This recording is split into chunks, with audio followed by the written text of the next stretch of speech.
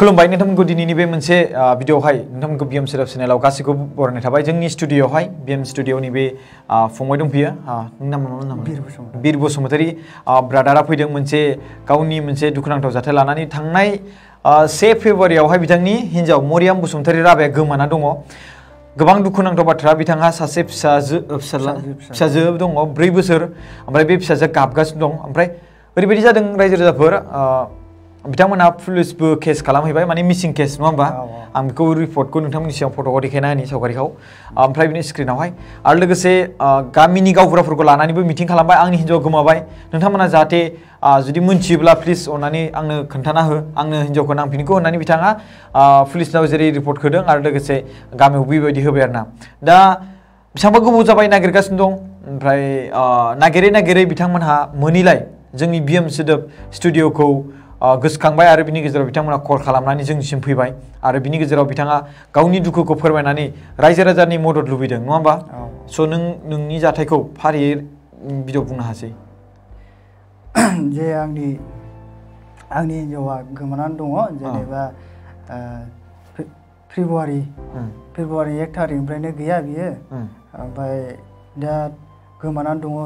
जेनेबा आरो फिसाजोबो दङ आहा फिसाजोआबो गाबबाय थायो हराव आंजोंनो उन्दुफायो आरो आइमोनजोंबो थाया ओमफ्राय दा बेखौ आं दा हिन्जावखौ नागिरै मोनासै दा ओरै थानायावबो होनबाय होननाया केस होनाय बायदियानो आरोना जेनेबा रिपर्ट मिसिं केस औ ओमफ्राय दा मोनैलाय नों आदानावनो फैनाय जादों आरो दा एक्चुअलि आंनि हिन्जावखौ नांथारगौ आंहा मानोना फिसाजो दङ फिसाजोखौ आंहा नायनांगौ आरो आं खामानियाव थांबाय थायो आं खामानियाव थांबाथाय फिसाजोआ सोर नायनो आरो आइयाबो ओरै बुरिबाय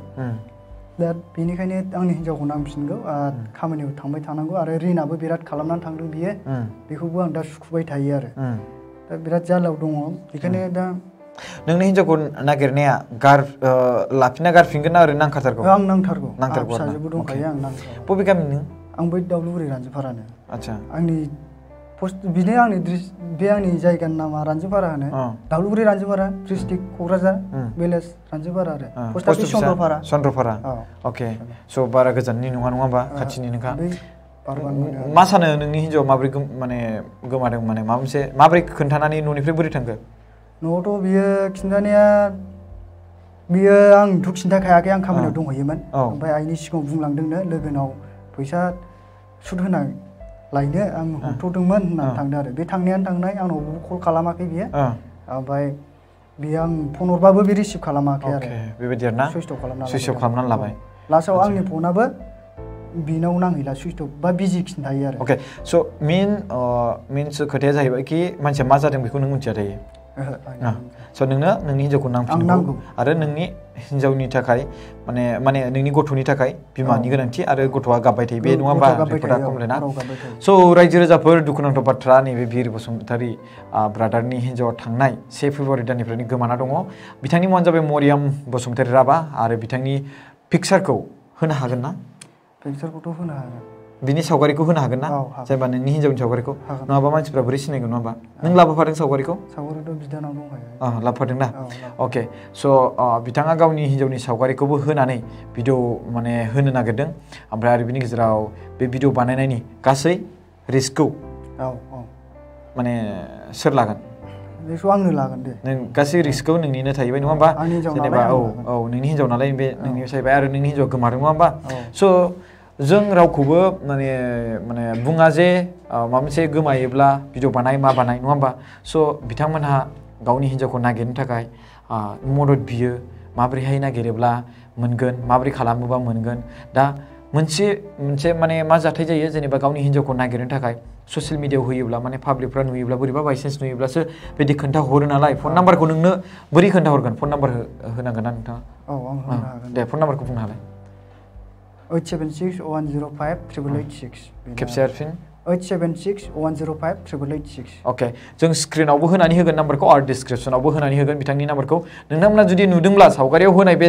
मरियाम बसुमतारी राबा बिथांनि सासे दं फिसाजो ओमफ्राय 4 इयार्स जानाय ओमफ्राय बिनि गेजेरावहाय बिथांनि हिन्जावा माने मास मोनसे जायाखै जासिगोन गोमानाया आरो बेनो बिथांनि हिनजावखौ नांगौ आरो न'आवबो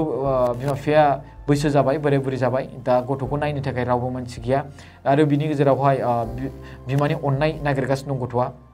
बिनिखायनो माने रायजो राजाफोरखौ खावलायदों जे नोंथांमोना बे मानसिखौ नुदोंब्ला बिथांनि हिनजावखौ नुदोंब्ला जाहाथे बिथांनो खोन्थाहरो बा जोंनि नाम्बारावबो खोन्थाहरनो हागोन 774977039057 बे नाम्बाराव खोन्थाहरनो हागोन नोंथांमोना आरो डिसक्रिपसनावबो जों नाम्बार होनानै होगोन जुदि आं बायचान्स हमनो हाफ्लांबायाबा जोंहा मोनसे आरो नाम्बार गोदान दङ बेवहाय जोंहा माखासे फंबायफ्रा हमगोन स' बिनिखायनो आं नोंथांमोनखौ खावलायो जाहाथे बिथांनि गोमानाय जे माने बिनानाव बिनि हिनजाव बेखौ माने नागिरनायाव मदद खालाम भिडिअखौ जास्ट शेयार खालामनानै हो जाहाथे सोरबाफोर नुबाय बायगोन खोमादां नोंथांनि सोरबा सोद्रोमाफ्रा न'खरनि जाथि बंस'फ्रा बा लोगोफ्रा नुबाय बायदोंदां बाट बेबा माबायदि जेनेबा गोमादों गोमायाखै नङा होमबा दा मानसिया मा जाना दं मा जाना गैया बेखौ मिथिया गोमानाया गोबां बांगासिनो दङ आं बुंगासिनो दं एलवेज मानि थाखाय बांखो बेफोरखौ मिथिला खिन्थु सिगांनिफ्रायनो बेबादि जाथाया जागासिनो दं दा एसे माने सिगांनिफ्राय एसे खमायसिनदों आरोना बेसेबांबा गोबावनि उनाव आङो गोमानायनि भिडिअखौ दिनै बानायनो मोनबाय ओमफ्राय मानो होनोब्ला एसे खमायनायबो बायदि मोनदों जाहाथे बे गासिबो एसेबाबो बे थानो मोना मानि थाखाय जोङो हाबा जायो बिकज जों संसार जानो थाखाय नङा होमबा स' बिनिखायनो बेखौ आं बुंनो थांगोन मारियाम बसुमतारी राभा बिनानावखौ जे नों जाय हौवाखौ गोसोथोदों बेखौ मोजां मोनदों बेजोंनो मोजाङै हाबा खालामबाय आरो बे हौवाजों थाबाय जुदि बायसेन्स नों गावनि हौवाखौ गारना थांदोंबा बे बाथ्राखौसो बुंदो दै आरो बे बाथ्राया बे अनलि मारियाम बसुमतारी राभानि थाखाय नङा बयनिबो थाखाय जुदि नोंथांमोना माबा मोनसे प्लेनिं सानदोंबा जे गावनि हौवाखौ गारनो थाखाय गावनि हिनजावखौ गारनो थाखाय सिगांग्रो सानग्रो नोंनि गथ'आ माबायाव गोग्लैगोन नङा होमबा स' गावनि जोनोम होनाय गथ'खौ अननो सोलों बेनि मोनसे गेदेर रेसपन्सिबिलिटि नों गावनि गथ'खौ मानो जोनोम होखो गावनि गथ'खौ खांनो फेदेरनो मालाय बिमा बिफाफ्रा जेरै गथ'फोरखौ फेदेरनानै फोरोंनानै गेदेर गोलाव खालामदों थिग बेबायदिनो नोंबो बेबायदि गथ'खौ फेदेरनानै फोलावनानै गेदेर खालामनो गोसो जादों बे थांखिखौ माब्लाबा बावनाङा आरो बियो नोंसोर सानैनि मोजां मोनलायनायनि अनलायनायनि सासेनि मोनसे नेरसोन नङा होमबा स' बे हिसाबै बेखौ अननानै नोंथाङा नोंनि हिनजाव माने नोंनि हौवाखौ कल खालामहरफिनबानो जाबाय आरो जोंनियावबो कल खालामनो हागोन नोंथाङा जुदि माबा मोनसे दुखु मोननानै जुदि हौवानि सायाव कमप्लेन दङब्ला नोंथाङा जोंनाव कल खालामनानै खोन्थाहर बाट नाथाय आं बुंगोन खावलायगोन गासैखौबो रायजो राजाफोरखौ बेबायदि माने